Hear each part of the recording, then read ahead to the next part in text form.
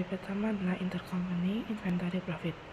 Transaksi antar perusahaan itu harus dihilangkan pada laporan keuangan konsolidasi. Tujuannya adalah untuk menunjukkan bahwasannya laporan laba rugi dan posisi keuangan tidaklah terjadi, di mana tuh seolah-olah tuh nggak terjadi gitu, karena menjadi satu. Materi intercompany inventory profit itu tuh terdapat 3 subbab, di mana yang pertama tuh elimination of intercompany purchase and sales. Sebagai contoh, Pop Corporation membentuk anak perusahaan Sun Corporation pada tahun 2016 untuk menjual ecaran lini khusus barang dengan dagangan Pop. Semua pembelian Sun dilakukan dari Pop Corporation dengan harga 20% di atas biaya Pop. Selama tahun 2016, Pop menjual barang dengan harga 40.000 kepada Sun seharga 48.000 dan Sun menjual semua barang dagangan kepada pelanggan seharga 60.000. Baik Pop maupun Sun mencatat entry jurnal yang berkaitan dengan barang dagangan pada buku yang terpisah. Oke, yang pertama tuh ada untuk Pop sendiri, dia akan mencatat inventory pada akun payable sebesar 40.000. Selanjutnya ada akun receivable pada sales sebesar 48.000 dan juga cost of sales pada inventory sebesar 40.000, dimana 40.000 ini waktu dia membeli, menjualnya ke Sun dan mencatat HPP-nya. Oke, selanjutnya untuk Sun sendiri, dia akan mencatat inventory account payable pada account payable sebesar 48.000 karena dia membeli pada Pop 48.000. Selanjutnya dia mencatat account receivable pada sales sebesar 60.000 karena dia menjualnya seharga 60.000, dan yang terakhir adalah cost of sales dan inventory sebesar 48.000 itu seharga dia beli, HPP-nya habis. Ini bisa dikatakan Dena ya, dari Pop itu membeli dengan harga 40.000, dijual dengan harga 48.000 kepada Sun, itu tuh bisa dikatakan dia untung 8.000, itu tuh 20%-nya. Itu didapat dari 48 dikurangi 40%, itu kan 8.000 dibagi dengan 40 dikali dengan 100, 20%. Selanjutnya Sun sendiri menjual ke outside entity dengan harga 60.000. Ini tuh bisa dikatakan dia profit 25%. Dari 60 dikurangi 48 itu hasilnya 12 dibagi 48 dikalikan 100. Oke, selanjutnya ada penyesuaian dan eliminasi, di mana transaksi antara induk dan anak itu harus dieliminasi. Untuk Pop sendiri, salesnya 48.000, cost of sales-nya sebesar 40.000 dan gross profit-nya 8.000. Untuk Pop sendiri, salesnya sebesar 60.000, cost of sales-nya sebesar 48 dan gross profit-nya 12.000. Dieliminasi bagian transaksi antara induk dan anak. Jadi salesnya sebesar 48.000 di debit dan cost of sales-nya di kredit sebesar 48.000. Jadi untuk konsolidasinya itu adalah sales sebesar 60.000, cost of sales-nya sebesar 40.000 dan gross profit-nya sebesar 20.000. Selanjutnya adalah elimination of unrealized profit in ending inventory. Contohnya nih, selama tahun 2017, Pop menjual barang dagangan senilai 60.000 kepada Sun seharga 72.000, dan Sun menjual semua barang dagangan kecuali 12.000 kepada pelanggan seharga 75.000. Jadi jurnalnya apa aja? Yang pertama pada Pop ya. Untuk Pop sendiri yaitu inventory pada akun payable sebesar 60.000, akun receivable pada sales sebesar 72.000, dan juga cost of sales pada inventory sebesar 60.000. Untuk Sun sendiri, dia mencatat sebagai inventory pada akun payable sebesar 72.000, akun receivable pada sales sebesar 75.000, dan cost of sales pada inventory sebesar 60.000. Kenapa 60.000? Karena masih sisa 12.000, 72.000 dikurangi 12.000. Dapat diilustrasikan, Pop ini menjual barang seharga 60.000 kepada Sun dengan harga 72.000. Setelah itu Sun telah menjual seharga 60.000 kepada outside entity sebesar 75.000. Jadi itu kan ada inventory sisa milik Sun, ini akan dicatat di jurnalnya sebesar 12.000. Dari sini ini tuh untuk pop dia itu berarti sisa berapa, bisa dikatakan 12.000 Sun ini sisa berapa di pop itu sebesar 10.000, didapat dari sisanya 12.000 dibagi dengan 1,2 menghasilkan 10.000. Nah, baik, materi selanjutnya itu mengenai eliminasi pada unrealized profit di persediaan akhir. Dimana di sini sudah ada keterangan bahwa konsolidasi intercompany transfer of merchandise itu memiliki biaya sebesar 60.000. Kemudian 50.000 merchandise-nya itu sudah terjual pada entitas luar sebesar 75.000. Untuk 10.000-nya masih tersisa pada persediaan akhir. Kemudian akibat konsolidasi ini itu mendapatkan gross profit sebesar 25.000. Nah, kemudian untuk jurnal eliminasinya berarti di sini kita mendapatkan sales sebesar 72.000 pada cost sales sebesar 72.000 untuk jurnal intercompany purchase sales and cost of sales. Kemudian untuk eliminasi pada unrealized profit ini kita akan ketambahan yang pada jurnal B ini, yaitu cost of sales sebesar 2.000 dan mengkreditkan inventory sebesar 2.000 untuk jurnal eliminasi unrealized profitnya. Jadi kalau kita masukkan di sini 72.000 ini akan menambah sales, sehingga sales pada perusahaan P ini tuh akan dieliminasi, sehingga yang tampak pada sales ini hanyalah penjualan pada sisi anak sebesar 75.000. Kemudian untuk cost of sales-nya ini berada di sisi kredit. Dan untuk cost of sales-nya ini kan ada di sisi debit yang B, yang jurnal B. Sehingga kalau dimasukkan di sini cost of sales ini tuh akan menambah HPP. Kalau cost of sales ini menambah HPP, berarti cost of sales ini nantinya akan mengurangi nilai dari gross profit. Sehingga dapat kita lihat di sini bahwa combine antara gross profit P dan S itu kan sebesar 27.000. Dari 12 ditambah 15.000. Tetapi gross profit dari konsolidasinya hanya 25.000 karena sudah dieliminasi atau dikurangkan sebesar 2.000. Nah, 2.000 ini memang harus dihilangkan karena kan ada sisa inventory yang belum terjual, sehingga keuntungan ini tuh belum pantas untuk diakui. Kemudian yang di sini yang kredit dari jurnal B ini tuh adalah inventory.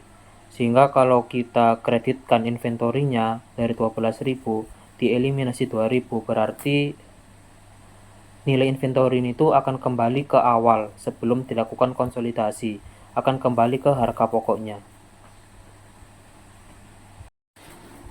Nah, untuk yang selanjutnya ini tuh ada seperti bagan pada transaksi persediaan di tahun 2017.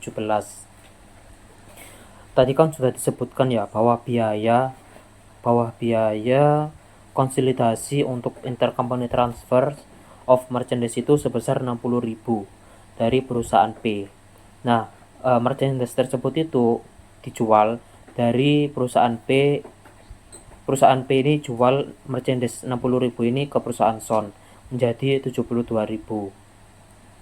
Ternyata setelah dilakukan penjualan itu barang yang 72.000 ini tidak terjual secara penuh, hanya terjual sebesar 60.000, sehingga masih memiliki sisa sebesar 12.000. Nah, tetapi 12.000 ini kan sudah termasuk profit yang harus diakui oleh si perusahaan P, sehingga kalau profitnya ini kita hilangkan, maka nilai harga pokok yang akan tampak itu hanya tersisa 10.000. Karena 10.000 ini adalah nilai yang akan kita pakai untuk konsolidasi. Nah, kemudian barang yang terjual dari perusahaan P ke Son itu hanya 50.000, yaitu dari 60.000 dikurangi nilai sisa yang belum terjual sebesar 10.000. Kemudian perusahaan S ini kan menjual harga barangnya tadi hanya mampu menjual hanya mampu menjual merchandise sebesar 60.000 ke perusahaan luar sebesar 75.000. Nah, kemudian di sini tuh ada jurnal ya mengenai recognition of unrealized profit in beginning inventory. Di mana di sini tuh merupakan jurnal yang dasar, yaitu pada ini yang pop books itu pada saat Pops ini melakukan harga pulaan, kemudian dari harga pulaan tersebut dijual kepada perusahaan S, kemudian dari perusahaan S menjualnya ke pihak luar. Begitupun dengan yang Sourcebook ini. Nah, kemudian yang selanjutnya itu pada recognition of unrealized profit in beginning inventory. Jadi di sini itu biaya untuk menjual merchandise itu sebesar 80.000 yang ditransferkan kepada intercompany. Nah, 60.000 dari merchandise tahun ini plus 10.000 pada persediaan awal itu telah terjual seharga $105.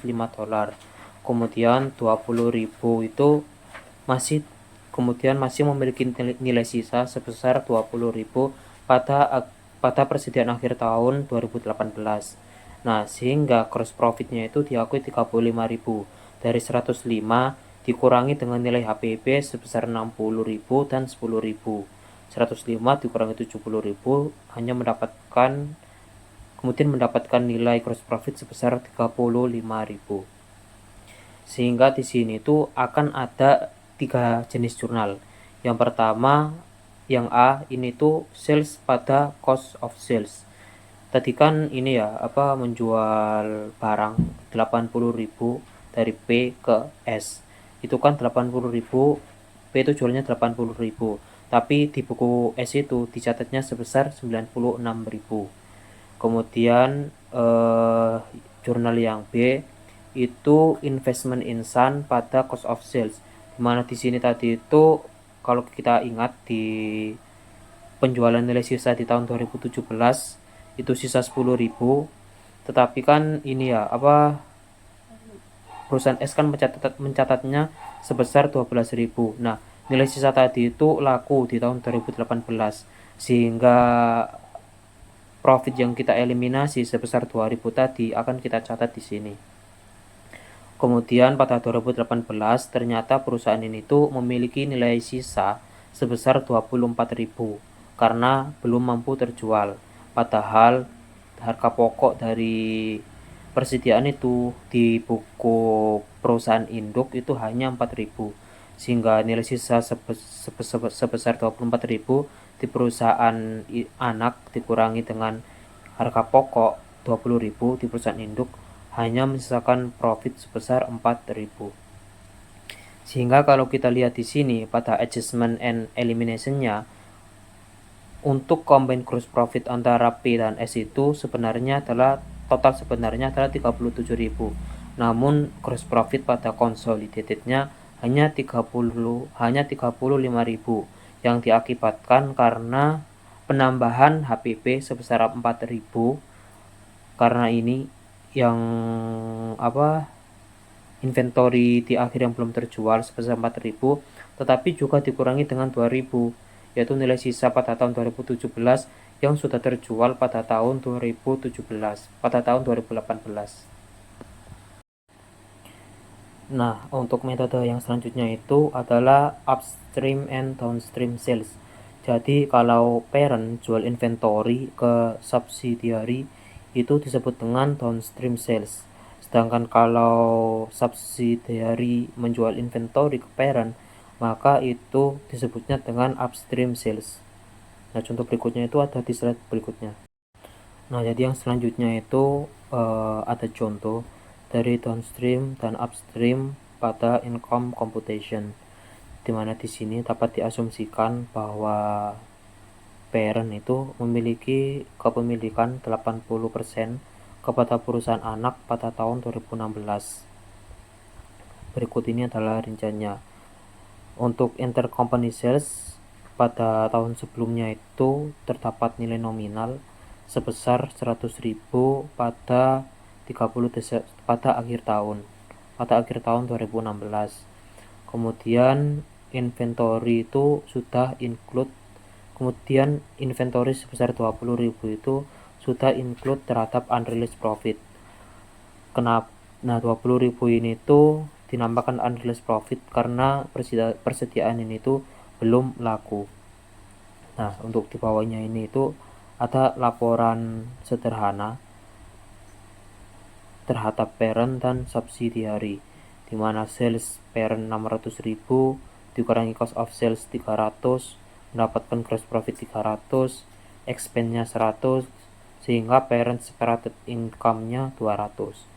Begitupun juga dengan subsidiary net income-nya didapatkan nilai sebesar 50.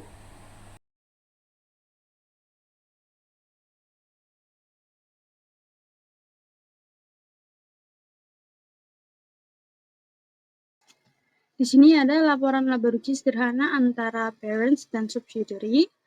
Di sini ada sales 600 dan 300, lalu COS 300 dan 180, lalu ditemukan gross profit parents sebesar 300 dan subsidiary 120. Lalu di sini ada expense 100 dan 70. Lalu ketemu parents income-nya 200 dan subsidiary net income sebesar 50. Nah, selanjutnya non-controlling interest share. Di sini diketahui subsidiary di slide sebelumnya mempunyai net income 50. Namun, jika penjualan antar perusahaan itu adalah downstream, parents ke subsidiary, kemudian ada unrealized profit sebesar 20.000. Jika kita asumsikan transaksi tersebut adalah downstream, maka non-controlling interest itu tidak terpengaruh apapun terhadap adanya unrealized profit sebesar 20.000. Jadi, jika kita menghitung porsi laba yang diterima oleh non-controlling interest, maka perhitungannya itu 50.000 dari net income subsidiary dikali 20%, yaitu kepemilikan dari non-controlling interest, maka kita mendapat angka 10.000. Nah, hal yang berbeda jika penjualan ini adalah upstream atau anak menjual ke induk. Maka laba 50 tadi, ini ada include inventory unrealized profit. Maka unrealized profit tersebut harus dikurangin. Jadi 50 dikurangi 20 dikalikan 20%. Maka ketemu angka 6.000. Nah, ketika downstream itu, unrealized profit itu tidak di-share dengan non-controlling interest. Namun, jika upstream, non-controlling interest juga bertanggung jawab sebesar porsi kepemilikan yang dia miliki. Jadi, dia hanya mendapat laba dari subsidiary sebesar 6.000, bukan 10.000. Nah, di sini ada controlling interest atau laporan laba rugi dari sisi parents. Ada dua asumsi, yaitu downstream dan upstream. Nah, untuk downstream, cara perhitungan income yang diperoleh dari sisi subsidiary, laba dari anak perusahaan pada parents, yaitu 50.000 dikalikan 80%, lalu dikurangi 20.000, lalu ketemu hasil 20.000. Nah, 50.000 itu dari total net income subsidiary, lalu 20.000 itu dari unrealized profit. Nah, maka untuk sisi downstream terdapat angka 20. Sehingga laba dari anak perusahaan yang bisa diakui oleh parents, anak induk perusahaan ada 20. Jadi, subsidiary net income 50, lalu karena ada unrealized 20, berarti total laba adalah 30. Nah, diakui oleh parents itu baru 20. Dan diakui oleh non-controlling interest yaitu 10 dari slide sebelumnya. Yang pertama, cara pertama. Maka hasilnya pas 30. Nah, untuk upstream sama, namun jika di slide sebelumnya kan dikalikan 20. Nah, ini kita kalikan 80 sehingga ketemu angka $24. Nah, jika kita total dengan upstream sebelumnya hasilnya tetap sama yaitu 30. Dampaknya, jika downstream parents net income hanya 220, jika upstream parents net income-nya yaitu 224. Nah, karena sebagian kecil kerugian yaitu 20% ditanggung juga oleh non-controlling interest. Selanjutnya ada jurnal untuk melakukan eliminasi. Di sini ada sales di debit dan kreditnya ada COS sebesar 100 dari soal diketahui 3 slide sebelum ini. Lalu untuk mencatat unrealized profit-nya ada COS di debit dan inventory di kredit sebesar 20. Nah, di sini ada tabel consolidate secara sederhana. Nah, hasilnya itu sama 220 dan 224. Nah, di situ ada 900 untuk sales, ada 900 dikurangi 100. Nah, 900 itu dari sales parent ditambah subsidiary. Jadi 900. Nah, karena ada bagian debit karena ada bagian debit 100 berarti berkurang. Lalu ketemu di situ angka 800. Lalu untuk COS di situ ada 480, lalu tambah 20 dan dikurangin 100. Nah, 480 itu dari COS parents ditambah subsidiary sebesar 300 ditambah 180, lalu tambah 20 dari unrealized profit, lalu dikurangi dengan 100 dari debit.